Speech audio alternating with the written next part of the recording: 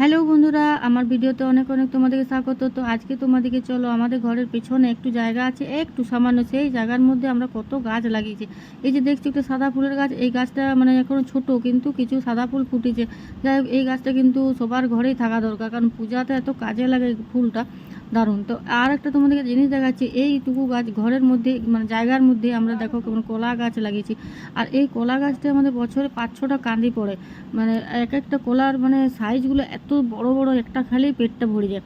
তো এরকম প্রতিদিন অনেকগুলো করে পাড়া হয়, 7-8টা। তো সারাদিনে যে যা পারে খায়। আর কাঁচা বেশ গাছ পাকা কলা তো বিরাট মিষ্টিও হয়, মানে বাইরে তো কার্বাইড দিয়ে পাকায়।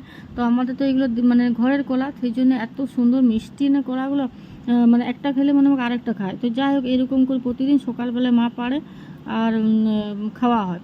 তো আর এইদিকে কিছু ফুল গাছও লাগানো আছে, ওই দিকটাতে লঙ্কা জবার গাছ আছে, ছোটো ছোটো গাঁদা ফুলের গাছ আছে।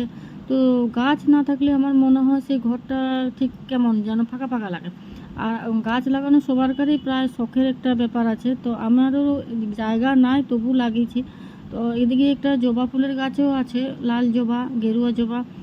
তো তোমাদের ঘরে কার কার ফুল গাছগুলো কী কী আছে অবশ্যই কিন্তু কমেন্টে জানাবে, আর ভিডিওটা কেমন লাগলো সেটাও কিন্তু জানাবে। আর এই কলাকান্দিটা দেখো, অর্ধেকটা শেষ হয়ে গেছে আর অর্ধেকটা এখনও আছে। এগুলো এখন অর্ধেকটা 7-8 দিন চলবে। আর এইদিকে একটা জবা ফুলের গাছেও লাগিয়েছে, সেগুলোর কড়ি এসেছে। তো ভিডিওটা ভালো লাগলে তোমরা লাইক করো, কমেন্ট করো। আর দেখা হচ্ছে নেক্সট ভিডিও।